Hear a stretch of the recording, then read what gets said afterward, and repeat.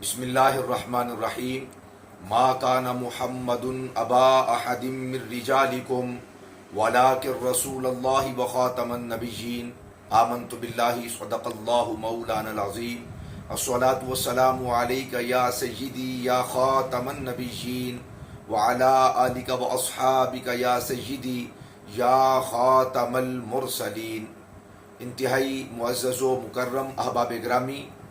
آج 26 مئی 2024 ہے۔ 26 مئی 1908 مرزا غلام قادیانی کے واصل جہنم ہونے کا دن ہے۔ مرزا غلام قادیانی انگریزوں کا ایجنٹ تھا، برطانیہ کا ایجنٹ تھا، اور مسلمانوں کے وہ عقائد کہ جن کے اندر شک و شبہ کی گنجائش نہیں ہے، ان عقائد کے اندر مرزا غلام قادیانی نے اپنی باطل طویلات کے ذریعے سے رخنہ ڈالنے کی ایک ناکام کوشش کی، اور انہی عقائد میں سے ایک اہم ترین عقیدہ یعنی عقیدہ ختم نبوت، جس کے معنی یہ ہیں کسی ایک لمحہ کے لیے بھی اب کوئی نیا نبی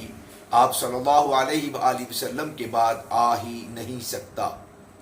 مگر مرزا غلام قادیانی نے مختلف تعویلات کا سہارا لے کر اور مختلف اور باطل قسم کی تعویلات کو پکڑ کر معاذ اللہ اس اہم ترین عقیدے کے اندر رخنہ ڈالنے کی کوشش کی، جبکہ اس عقیدہ پر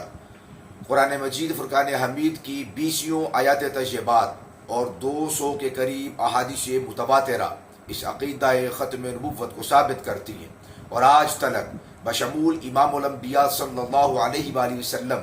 حضرات صحابہ کرام، تابعین، اتباع تابعین، اور آج تک امت مسلمہ میں یہ عقیدہ بالکل واضح ہے کہ آپ صلی اللہ علیہ وسلم کے بعد اب کوئی نیا نبی نہیں آ سکتا۔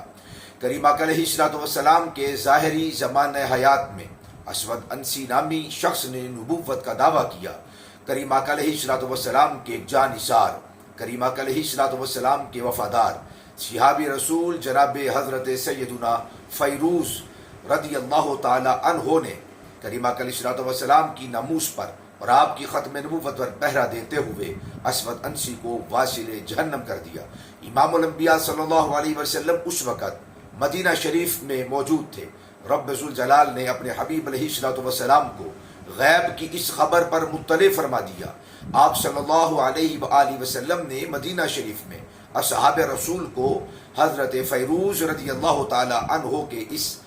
پاک عمل کو بیان کرتے ہوئے ارشاد فرمایا کہ فیروز نے اسود انسی کو قتل کر دیا ہے۔ فاز فیروز، فیروز کامیاب ہو گئے رضی اللہ تعالیٰ عنہ۔ اسی طرح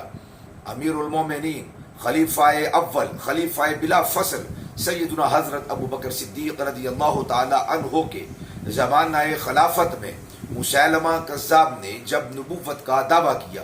جو کہ کریم آقا علیہ الصلوۃ والسلام کی حیات طیبہ کے آخری ایام میں کر چکا تھا، مگر اس کی سرکوبی کے لیے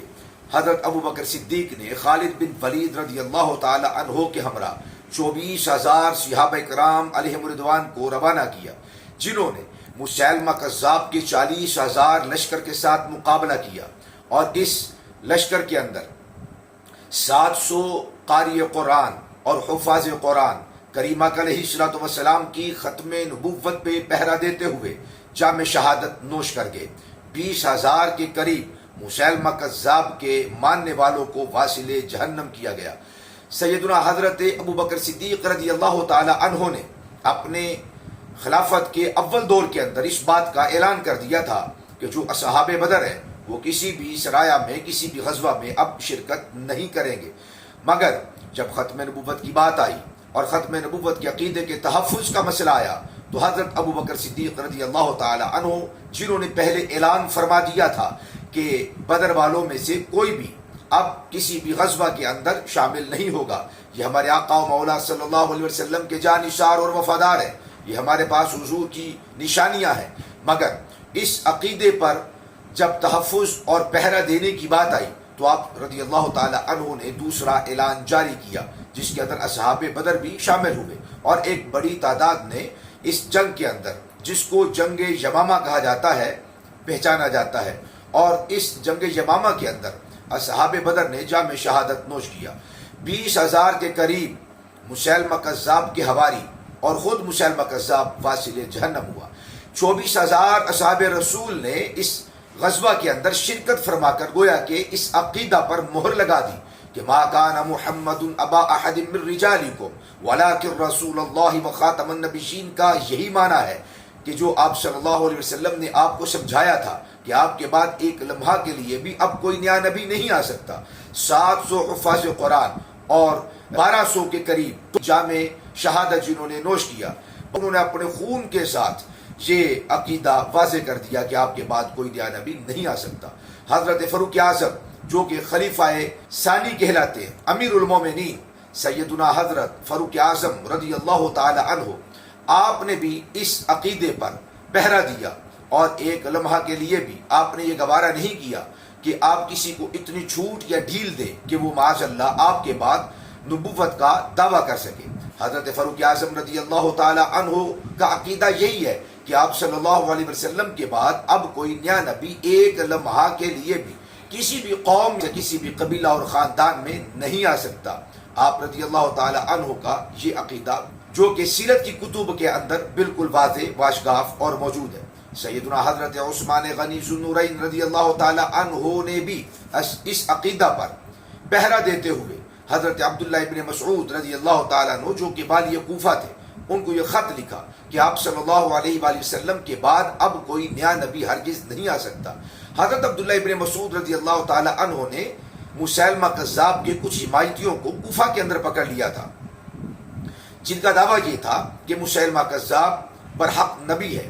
معاذ اللہ ثم معاذ اللہ۔ حضرت عبداللہ ابن مسعود نے ان کی بابت خلیفہ ثالث حضرت امیر المومنین سیدنا عثمان ابن عفان رضی اللہ تعالی عنہ سے اس بابت پوچھا تو حضرت عثمان غنی ذو النورین رضی اللہ تعالی عنہ نے فرمایا کہ ان کو یہ ختم نبوت کا مسئلہ سمجھاؤ،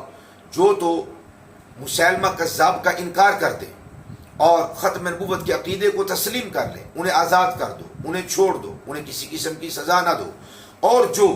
مسیلمہ کذاب کو آخری نبی تسلیم کرے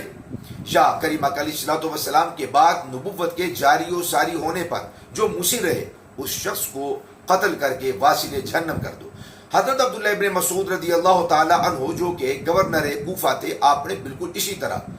کیا اور ان کی تربیت کی اور ان کو یہ مسئلہ سمجھایا کہ یہ مسئلہ کتنا حساس ہے۔ جنہوں نے مسیلمہ کذاب کا انکار کر دیا انہیں تو چھوڑ دیا گیا اور آزاد کر دیا، اور جو مسیلمہ کذاب کو نبی مانتے تھے ان کو قتل کر کے واصل جہنم کر دیا گیا۔ خلیفہ رابع مولا کائنات علی المرتضیٰ مشکل کشا شیر خدا علی المرتضیٰ کرم اللہ وجہہ الکریم کا بھی یہی عقیدہ اور یہی مذہب اور یہی مسلک ہے۔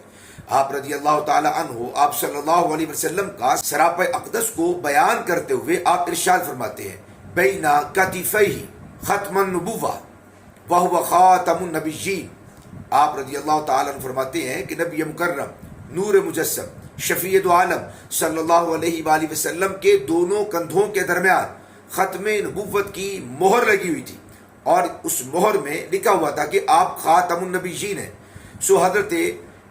امیر المومنین آقا نعمت مولا کائنات علی المرتضیٰ کرم اللہ وجہ الکریم کا بھی یہی عقیدہ ہے، تمام صحابہ کا یہی عقیدہ، تابعین کا یہی عقیدہ، اتباع التابعین کا یہی عقیدہ، تمام ائمہ کا یہی عقیدہ اور یہی مسلک، تمام محدثین کا، فقہاء کا، اور آج تلک امت مسلمہ کا یہ عقیدہ ہے کہ آپ صلی اللہ علیہ وسلم کے بعد اب کوئی ایک لمحہ کے لیے بھی نیا نبی نہیں آ سکتا۔ ہمارا بھی اس بات پر عقیدہ اور ایمان ہے۔ رب ذوالجلال یہی عقیدہ اور یہی ایمان ہماری اولاد ہماری نسلوں کو صبح قیامت تک نصیب فرمائے اور اسی عقیدے پر جینا اور اسی عقیدے پر مرنا نصیب فرمائے۔ السلام علیکم ورحمۃ اللہ وبرکاتہ۔